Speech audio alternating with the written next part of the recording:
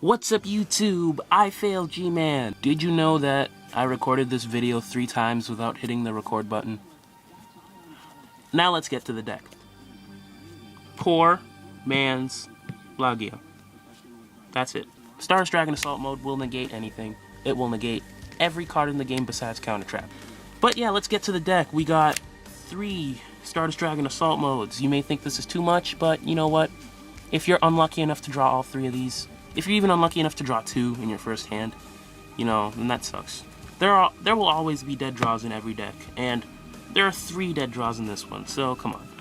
Just 3. Potentially 6, but really it's only 3.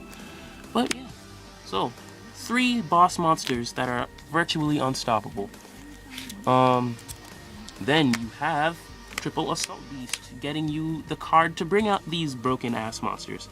And I love this card so much because it is one of the few monster ditch from your hand search guys that actually have high attack. Cool!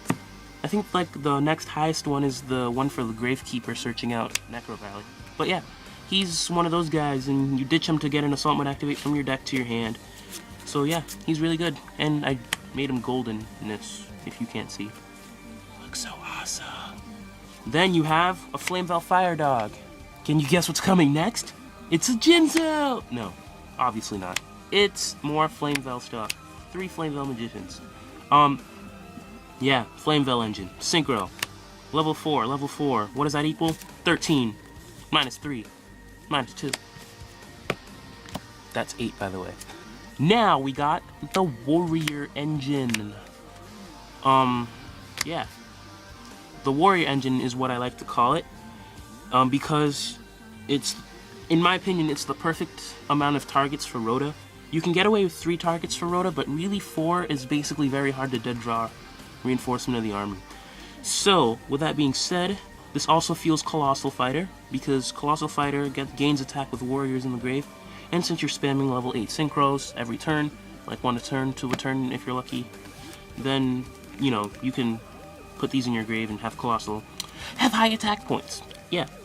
So, that's that. And Goblinberg has also a really good effect that works with basically the entire deck, which is why I like him. Then we got 2 Goldfax and a Scrap Beast. Goldfax is basically for the decks that either reborn your tuners and synchro with one of their 3 synchros in their extra deck, or for decks that still actually synchro. You get this free special summon off of him basically. He's a level 4 tuner with decent attack, 1600, pretty nice. Scrap Beast, basically the same stats, 1600 attack, level 4 Beast tuner, but since he can be brought back with Scrap Dragon's second effect. What? I have a second effect? Are you sure? That allows him to actually have some multifunctional purposes in the deck. Notice all the beasts, but I don't run Horn of the Phantom Beast, which I could tech. Holy shit. I could. Now we got 2 Summoner Monks onto the darks of the deck. Summoner Monk is a little bit of an obvious choice because of all the level 4s. You can easily exceed or synchro with it, which is why he's really good in this deck. And yeah, then we got triple. That would suck. We got double Trigodias. What is Trigodia anyway? It's like a big cockroach zombie demon thing. What the hell? And it's a fiend. I never really noticed, but this card is ugly as hell. It looks badass, but it's ugly as hell. Trigodia is really good in this deck. Yeah. Notice all the level 4s. Basically, if your opponent summons a level 4 and leaves it there, and you have a Trigodia in hand, you're basically gonna take that. You're gonna be like, bitch, mine! But yeah. Trigodia can also make itself level 4, and it has other functions with cards later in the deck. But yeah, in all, it's really good for synchroing and all that bullshit. Then we got a Dark Arm Dragon. So, we main deck 4 other Darks. So, Dark Arm Dragon kinda has to be in here. And then the extra deck also has Darks, which you can usually get out before you even bring out Dark Arm Dragon, no problem. So, yeah. My father is a boss. I'm a boss. Then, we got 3 Instant Fusions. Obviously, we're moving on to the spells here. But yeah, Instant Fusion just allows you to get another level 4 monster that you can synchro with. Some of them are darks, providing control for Dark Arm Dragon if you need to get some darks in there. 2 out of 3 to be specific. And then the third one that you used Instant Fusion for is an Earth Warrior. So that's also for Colossal Fighter. But yeah. Then you got Triple Assault Teleports because it's kind of bad if you draw Stardust Assault Mode. And then you're top decking, and then you draw this, and then you draw 2 cards, and then you summon Stardust Assault Mode, and it's like, ha ha ha ha. But yeah, triple of those, draw power, obvious. Get dead cards out of your hand. Monster Slots. Works with Tragodia, because Tragodia changes its levels to fit levels in your grave. So, obviously, Monster Slots is really good with that. But aside from that, basically, I'd say 95% of the deck is level 4. So if you have any monster out, you're just going to use this and draw a card. And if it's a monster, you special summon it, and then you synchro. And if it's not a monster, you draw it, and you do other broken stuff, because all of these cards are good when you draw them, basically. Now we have 3 Stardust. Fail. We got 2 Stardust Shimmers. Yeah, Stardust Shimmer is basically a monster reborn for Dragon Synchros.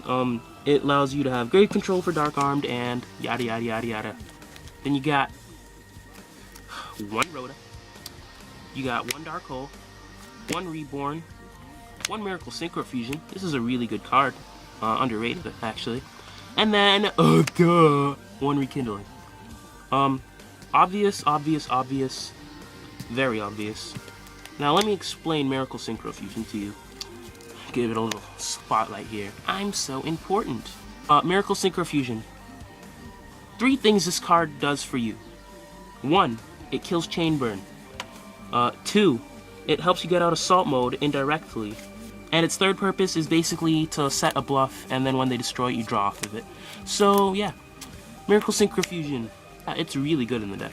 And then we got Triple Assault Mode activates because it's obviously an Assault Mode deck, and it'd be kind of a fail of a deck if it didn't have the cards to bring out Assault Mode, because it's an Assault deck.